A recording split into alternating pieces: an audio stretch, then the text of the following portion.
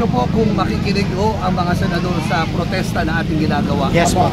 Ang dapat nilang pakinggan bukod sa amin ay yung saligang batas na nagbigay ng poder sa kanila na kanilang sinumpaan, yun ang dapat nilang pakinggan.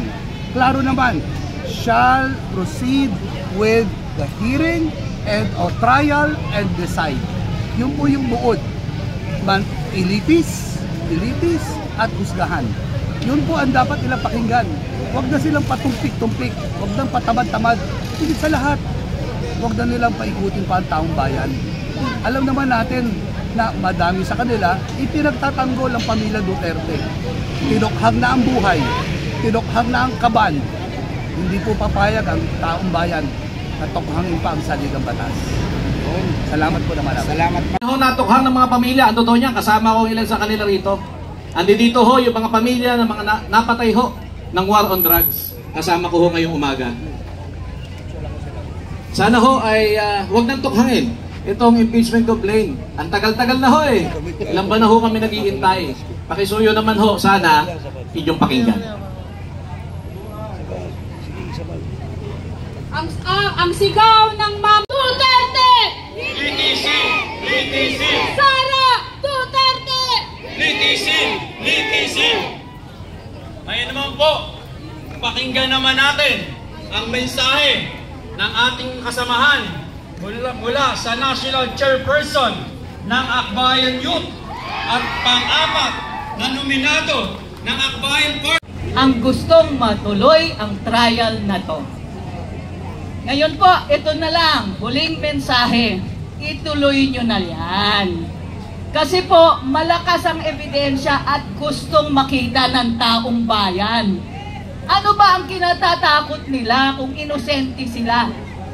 At sila'y mag-ite-technical ang ating complaint. Ituloy niya po yan.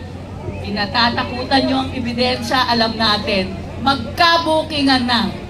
Sa loob po ng 2 araw, 3 araw tayo po ay nandito nagbibigil.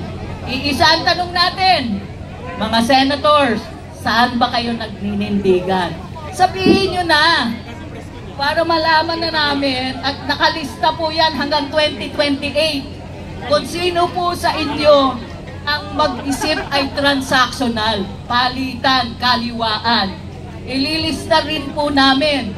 Hindi lang ito, binabantayan na namin kayo kung sino sa inyo ang hindi ipamimigay ang inyong tungkulin at prinsipyo para sa sarili nyong kapakanan. Sino sa inyo ang hindi isusuko ang konstitusyon at ang taong bayan para sa posisyon ninyo. Binabantayan ho namin kayo, magkakaalaman sa loob ng 3 araw. Maraming salamat po at magandang umaga. Muli, palakpakan po natin ang kinatawan mula sa Sandiga, sa Tindig, Pilipinas, Sylvia Estrada. So, klaro naman po, di ba, mga kasama, sinasabi, the voice of the people is the voice of God. Ang sabi ng survey, 80% ng mga Pilipino pabor sa impeachment. Ano ang ibig sabihin?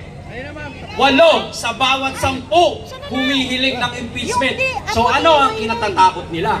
So bago po natin tawagin ang susunod na magbibigay ng mensahe, ay kasama rin po natin ngayong araw na ito ang mga kasamahan natin mula sa Tamaraw, Kalikasan. At kasama din po natin mula sa Manila Chapter, sila Ma'am Virginia Tejares Guerrero Group. Ang susunod na tagapagsalita ay ang boses at bangungot ng mamamayan sa ilalim ng rehimeng Duterte na nagsusumigaw na natukhang na ang mga kababayan. Huwag hayaan patuloy tukhangin ang kabang-yaman. Ang susunod na tagapagsalita ay si kasamang Randy De Los Santos, petitioner ng unang impeachment group, Chuhindeng Nikian De Los Santos. Binigyan na ho ng kahulugan ang salitang forthwith. Nagtataka lang ako, bakit binibigyan pa ng ibang pagpapakahulugan at interpretasyon. Nakakapagbigay tuloy ng pagdududa sa mga tao, ano ba talaga ang tunay na kahulugan nito. Pero muli, balikan natin ang libro, balikan natin ang diksyonaryo. At binanggit kanina ni Ma'am, iyon ang tunay na kahulugan. Agad-agad, agaran, madaliin.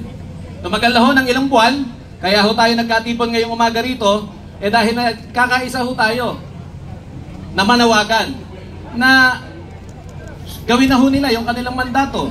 Sundin na ho nila yung kanilang hinihiling ng batas. Kasi ho sila naman talaga yung tama na didinig nito. Ilabas ang Reklamo laban sa kahit sinong opisyal, kahit mapa-vice president ka man, kailangan tanggapin to ng Kongreso at oras po na naipasa ito ng Kongreso at naihain sa Senado. Ano po yung term? Forthwith.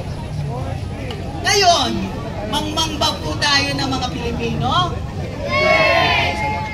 Hindi po tayo marunong mag-Ingles? Hindi po. Kahit po ordinaryong kausap ko sa palengke, taxi driver, Uber, Grab driver, ano po, naintindihan po yung forthwith. Ang hindi ko ho maintindihan, bakit ang Senate President hinahanap pa sa diksyonaryo yung forthwith na yan? Sino po ba? Ginagawa mo pa tayong mangmang? O siya po ay nagkukulwaring mangmang? Hindi ko po maintindihan kung bakit nagtatalo po tayo sa agad-agad. O, translate po natin. Ang forfeit po ay agad. Pebrero po pumasok ang complaint ng House. Impeached po siya. Anong petsa na po ngayon? Hindi po yan forfeit. Ang pinorfeit niya yung delay. I can delay you forthwith. At yun po ang ginawa ng ating Senate President. Ngayon, hindi ho lahat ng senador ay ating bibigyan ng sala. Meron namang ilang dyan, alam natin kung sino, na nakikinig sa taong bayan. Pero, saka siguro ang papuri ko kay, babanggitin ko ba? Banggitin ba natin? Yes! Salamat po, Senator Risa Hontiveros. At rinig ko ay magpapasalamat pa tayo sa ilan. Chismis na po. Pero we can claim victory already. Bago pa man tayo dumating, nagkakagulo na ang mga, ano yun? Francis Tolentino. Kung ano-ano na ang sinasabi po. Nung una ayaw na ayaw, ngayon ay